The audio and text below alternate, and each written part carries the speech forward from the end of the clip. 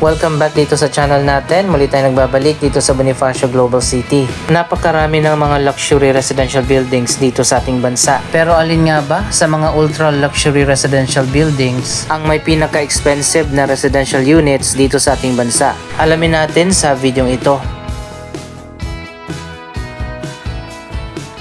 Bago pa natin puntahan ang pinaka-most expensive residential units na makikita dito sa Bonifacio Global City, magbibigay muna tayo ng update dito sa bagong Hotel 101, isang bagong high-rise hotel na malapit lang dito sa Bonifacio Global City.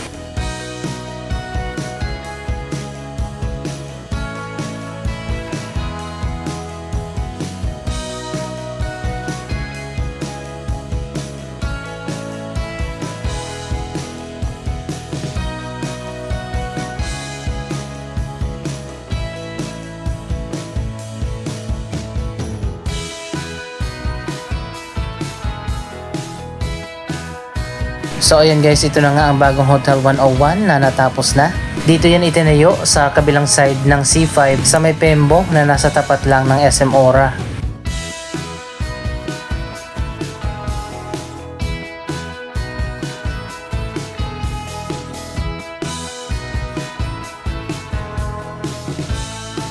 Malapit na siguro ang grand opening ng Hotel 101 at dito sa baba makikita naman natin meron ng convenience store. Technically, nasa labas ng Bonifacio Global City ang Hotel 101 pero malapit lang ito at walking distance lang.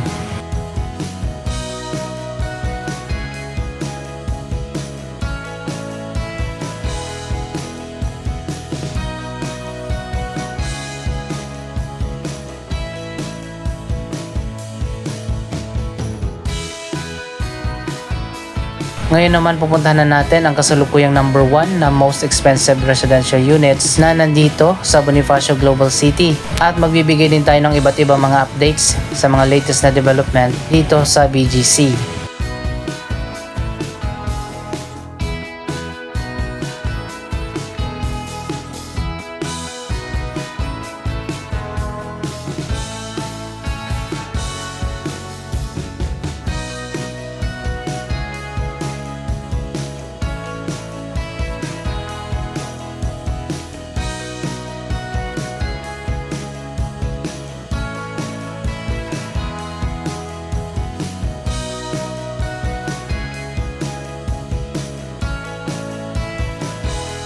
Punong-puno na ng mga high-rise residential condominiums at office buildings ang Bonifacio Global City. Iilan na lang ang bakanting areas sa buong Bonifacio Global City na hindi pa natatayuan ng mga buildings. Halos fully developed na ang syudad na ito.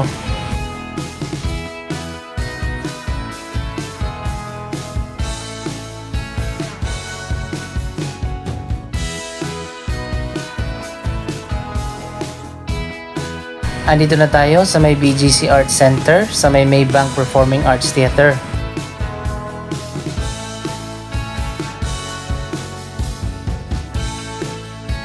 Dito sa harap ng theater makikita ang isang park. Ito ang Alveo Central Plaza.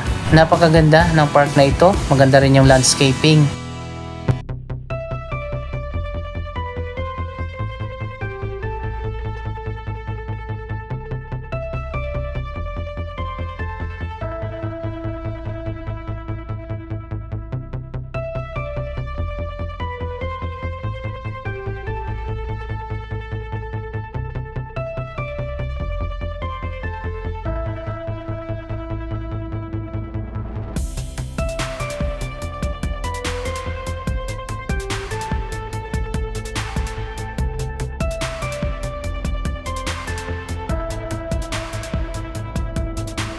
Ito talaga ang advantage sa isang master plan na city katulad ng BGC dahil marami mga open spaces, park at gardens at hindi puro mga buildings lang ang nakatayo.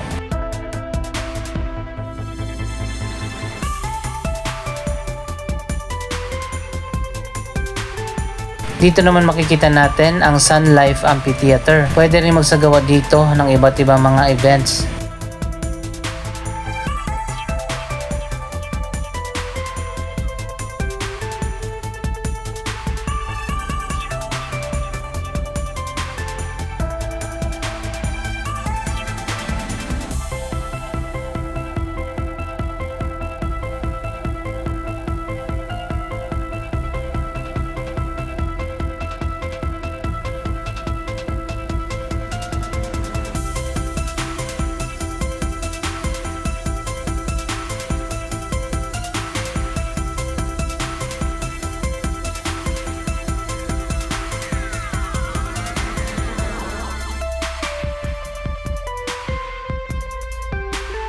May mga bagong development pa dito sa area na ito, katulad na lang ng bagong basketball courts na katatapos lang.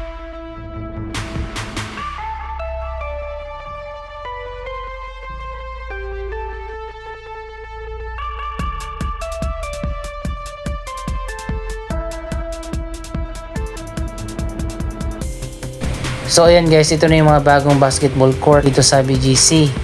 Dalawa yung court dito at meron pang isang half court. Kung maalala nyo dati, nandito yung night market.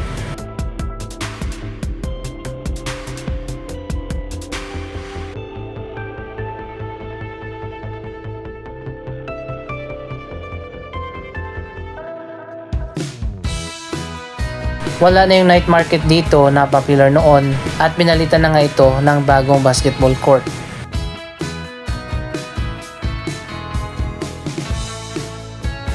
Pero nandito pa rin yung isang giant mural ng isang astronaut.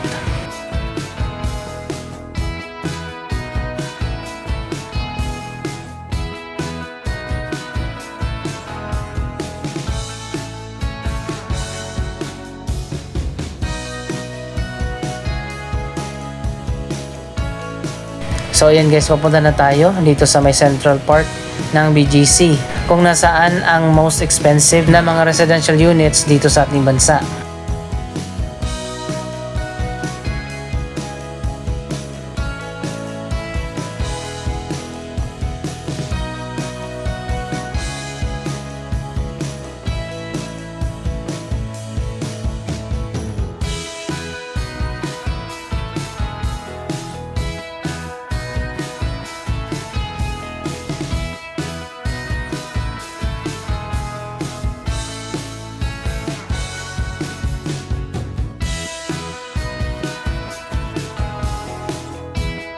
Malapit na nga maging fully developed ang Bonifacio Global City. Ngayon pa lang dapat maghanap na ang government ng bagong mga lugar na magiging susunod na mga business district na katulad nito.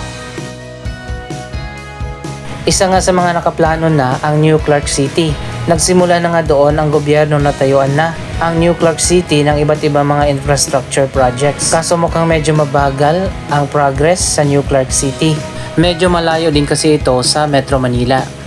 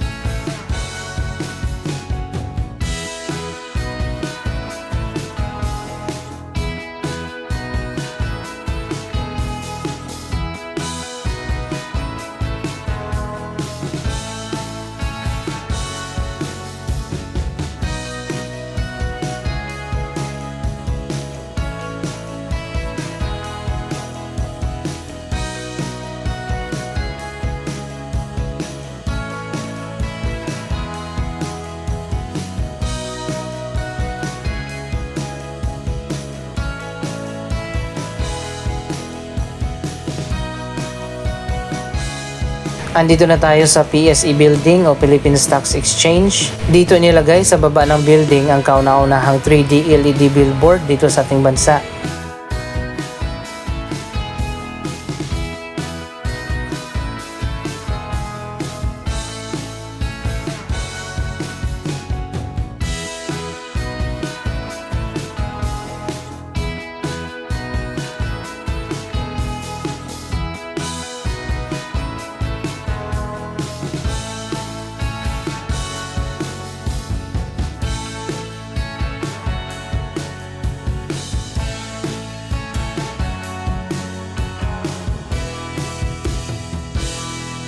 So ayan guys, nandito na tayo sa may 5th Avenue sa dulo ng Bonifacio High Street. Dito natin makikita ang 3D LED billboard. Hindi mo masyado ma-appreciate ang 3D billboard kapag ganitong tanghaling tapat. Mas maliwanag kasi yung sikat ng araw. Pero kapag hapon na hanggang gabi, kitang-kita na yung 3D LED billboard.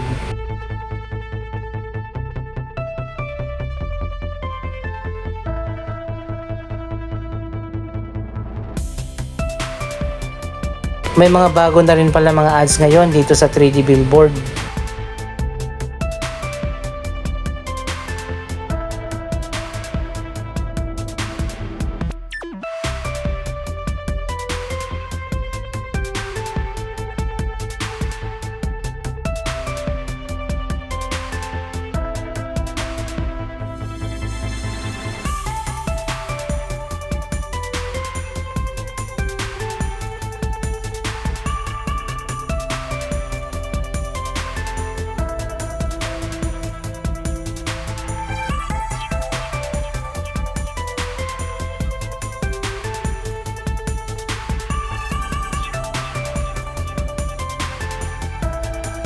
So ayan guys, nandito na tayo sa pinaka most expensive na mga residential units na makikita dito sa Shangri-La Homes na nasa taas ng Shangri-La Hotel at the Fort.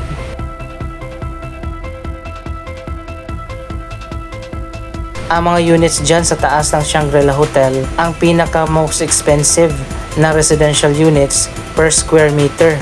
At sila ngayon ang kasalukuyang nasa number 1 spot.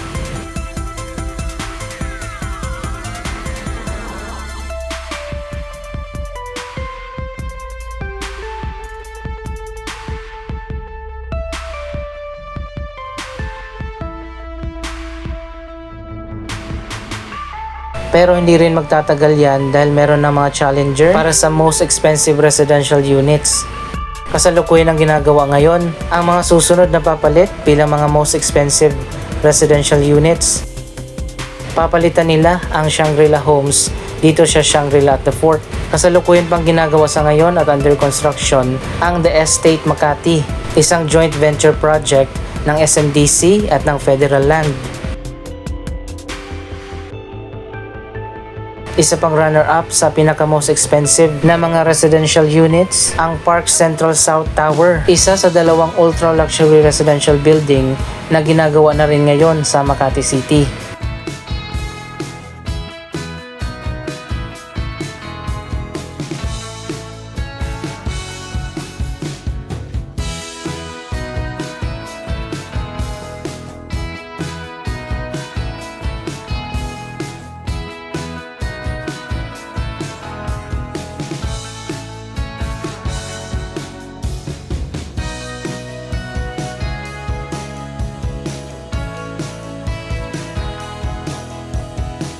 At hindi pa dyan nagtatapos dahil meron pang hahabol sa number 1 na pinaka most expensive na residential units dito sa ating bansa. Pero sa ngayon, nasa pre-selling pa lang ang bagong project na yan. Ang Banyan 3 Residences na itatayo pa lang sa Manila Bay Area malapit sa Okada, Manila.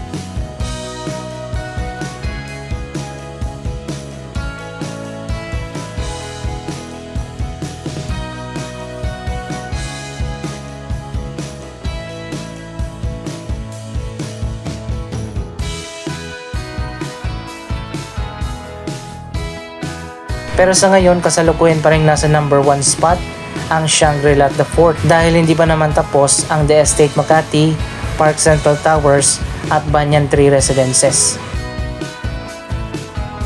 So ayan guys, ano masasabi nyo sa mga most expensive residential units dito sa ating bansa? Mag-comment lamang dyan sa baba ng inyong mga reaksyon.